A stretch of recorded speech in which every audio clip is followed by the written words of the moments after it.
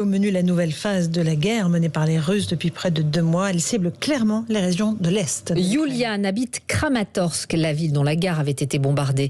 Sa famille a fui, lui est resté pour aider les derniers habitants qui n'ont pas le choix. Il sent bien que l'étau se resserre. Chaque jour est de plus en plus difficile.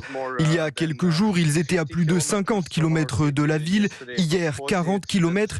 Ils se rapprochent un peu plus tous les jours. La situation est vraiment dure, vraiment violente. Il y a de plus en plus de soldats russes. Ils nous bombardent, des missiles, des roquettes et ainsi de suite.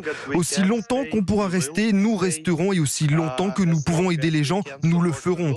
Beaucoup de civils sont morts, beaucoup de bâtiments civils ont été détruits. Des familles ont été détruites. Ici, tout s'écroule pour les gens, leur monde, leur maison et leur futur.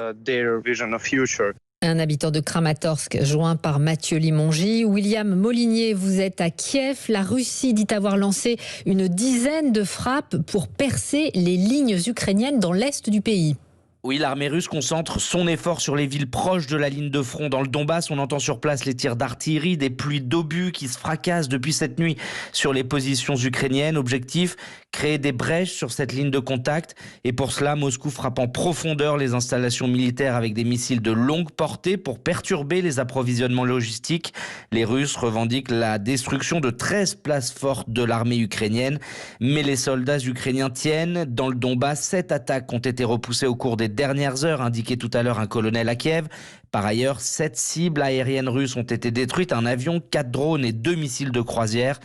Outre le Donbass, le Kremlin accentue la pression sur 2 autres zones, Kharkiv, la deuxième ville du pays qui reste bloquée par des bombardements d'artillerie, et Mariupol au sud-est où un cessez-le-feu de 2 heures a été proposé par les Russes pour obtenir la reddition des derniers soldats ukrainiens qui ce soir combattent toujours dans la ville portuaire. William Molinier, vous êtes l'envoyé spécial d'Europe 1 à Kiev.